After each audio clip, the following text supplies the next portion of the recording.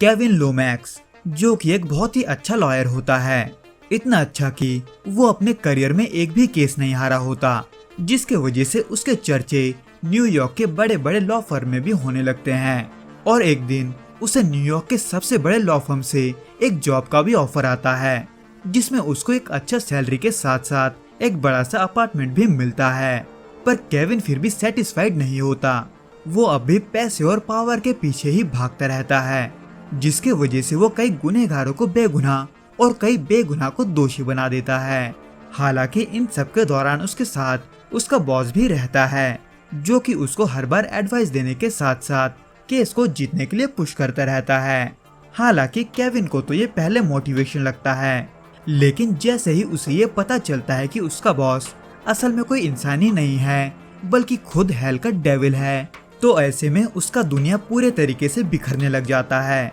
जिसके बाद आगे क्या होता है उसको जानने के लिए तो आपको पूरा वीडियो देखना होगा, और वो भी थोड़ा शुरू से। तो प्लीज मेरे साथ एंड तक बने रहने की कोशिश करना, क्योंकि इस मूवी के शुरुआत में ही केविन एक ऐसे केस को ले लेता है जिसमें उसको उसके क्लाइंट को बचाना होता है, जो कि प्रोफेशनली एक टीचर होता है, पर एक ऐसा टीचर जो कि अपने स्टूडेंट्स के साथ उल्टे सीधे काम यानी कि घिनौनी चीजें करता है। हालांकि इस केस के हियरिंग के दौरान ही केविन को ये पता चल जाता है कि उसका क्लाइंट ही दोषी है, पर अपने रेपुटेशन को बचाने के लिए वो फिर भी उस टीचर के स्टूडेंट को ही दोषी बताते हुए अपने क्लाइंट को बचा लेता है। सबको ये लगने के बावजूद भी कि केविन इस केस को नहीं जीत पाएगा, पर अब जब केविन इस केस को जीत चुका होता है तो वो ऐसे में पार्टी करता है, जिसमें उसी दौरान एक और लॉयर केविन के पास जाता है उसे एक जॉब ऑफर करने के लिए, जो कि न्यूयॉर्क के सबसे बड़े लॉ फर्म का जॉब होता है। इसलिए केविन इस मौके को नहीं जाने देता और अपनी बीवी के साथ न्यूयॉर्क शिफ्ट हो जाता है, जहां उसे कंपनी के तरफ से ही एक बड़ा सा अपार्टमेंट मिलता है, जिसको देखकर उसकी बीवी बहुत खुश हो जाती है, क्योंकि वो हमेशा से ही ऐसी ही लाइफ चाहती थी। इसलिए वो खुद उस अपार्टमेंट का डेकोरेशन करने लगती है, जिसमें पहले तो कुछ दिनों तक केविन भी घर आकर मदद करता है, लेकिन धीरे धीरे वो अपने काम में इतना बिजी रहने लगता है कि वो अपने बीवी को ही टाइम नहीं दे पाता। जबकि ऑफिस में केविन को इस दौरान क्रिस्टाबेला नाम की एक लॉयर पर क्रश आ जाता है, इतना कि उसके और उसके वाइफ के रोमांस के दौरान वो क्रिस्टाबेला को ही याद करता है। जो कि सब चलता ही है कि तभी केविन का बॉस जॉन उसे एक केस देता है, जिसमें केविन को एक ऐसे क्लाइंट को डिफेंड करना होता है जो कि जादू टोने के नाम पर मासूम जानवरों का बलि चढ़ाता था। पर अब जब उस क्लाइंट से केविन को पूरा फीस मिल रहा होता है, तो ऐसे में केविन उस केस को भी जीत लेता है, जिसके खुशी में जॉन एक पार्टी रखता है, जिसमें केविन के साथ साथ उसकी बीवी भी इनवाइटेड होती है। लेकिन उस पार्टी में जाते ही केविन अपनी बीवी को छोड़कर क्रिस्टाबेला के साथ ही वक्त बिताता है। हालांकि इन सब बात से अनजान केविन की बीवी उसे काम में बिजी समझकर कई बार माफ कर देती है, लेकिन अब जब केविन उसके साथ बिल्कुल भी वक्त नहीं बिताता था, तो ऐसे में ये चीज केविन के बीवी के बर्दाश्त के बाहर होने लग जाता है। यहाँ तक कि केविन की बीवी को अब शॉपिंग करने में भी मजा नहीं आता, चाहे वो केविन के पैसों से कितनी ही महंगी चीज क्यों ना खरीद ले। वो अपने नए और मॉडर्न दोस्तों के साथ होने के बावजूद भी उदास रहने लगती है, जिसमें सबसे बुरा चीज ये होता है कि केविन की बीवी को धीरे धीरे अजीब अजीब चीजें दिखाई देने लगता है, क्योंकि कहीं न कहीं वो भी ये जानती थी कि केविन के कमाए गए पैसे ब्लड मनी से ज्यादा कुछ नहीं है। इसलिए ऐसे में वो केविन से वापस अपने टाउन चलने को कहती है, लेकिन केविन मना कर देता है और एक और नया केस ले लेता है, जिसमें केविन का क्लाइंट एक जाना माना बिल्डर होता है, जिस पर फिलहाल 3 मर्डर के चार्जेस होते हैं। हालांकि ये बात पहले केविन को नहीं पता होता, लेकिन जब उसे ये बात पता चलता है कि उसका क्लाइंट ही दोषी है, उसे फिर भी कोई फर्क नहीं पड़ता, क्योंकि उसके पास हमेशा उसका बॉस जॉन मौजूद होता है, जो कि उसे हमेशा जीतने के लिए पुश करता है, और जब भी मौका मिलता है वो उसे मैनिपुलेट करता रहता है। वो केविन को उसी नजरों से दुनिया दिखाता है जिस नजर से वो खुद दुनिया को देखता है। हालांकि जॉन हमेशा केविन को केस को छोड़ने का ऑप्शन भी देता है,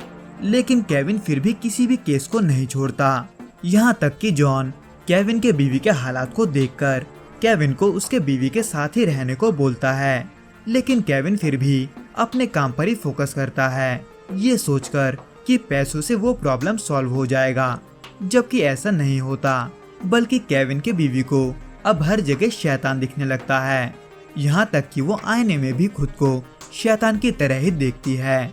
जिसके वजह से उसे मेंटली डिस्टर्ब समझकर केविन एक पागल खाने भिजवा देता है। पर इन सब के बावजूद भी केविन नहीं रुकता। वो अपनी बीवी को पागल खाने छोड़कर उस बिल्डर के केस के हियरिंग के लिए जाता है, जहाँ पर वो एक बार फिर से अपने क्लाइंट को जेल जाने से बचा लेता है। हालांकि इन सब के बाद केविन को थोड़ा बुरा लगता है, लेकिन उसे सबसे ज्यादा बुरा तब लगता है जब उसे एक ऑफिसर यह बताता है कि उसने जिस टीचर को पहले बचाया था उसने एक 10 साल की लड़की को मार दिया है। इसलिए ऐसे में केविन अपने बीवी के साथ वापस टाउन लौटने के बारे में सोचता है, लेकिन जैसे ही वो पागल खाने अपनी बीवी को लेने जाता है, वैसे ही वो केविन और केविन की माँ के सामने अपना गला काट लेती है और अपनी जान दे देती है, जिससे केविन पूरे तरीके से टूट जाता है। पर यह सिलसिला अब भी नहीं रुकता, क्योंकि केविन की माँ केविन को यह बता देती है कि जॉन ही उसका पिता है, जिसने जानबूझकर केविन को न्यूयॉर्क आने में मजबूर किया है। जिसको सुनने के बाद केविन जॉन को उसके बीवी का मौत का जिम्मेदार मानता है और उसे मारने के लिए जाता है। पर केविन के गोली चलाने पर भी जॉन पर कोई असर नहीं होता, जिसके वजह से केविन को कुछ गड़बड़ लगता है। पर जैसे ही जॉन अपना असलियत केविन को बताता है, वैसे ही केविन के पैरों तले जमीन खिसक जाता है।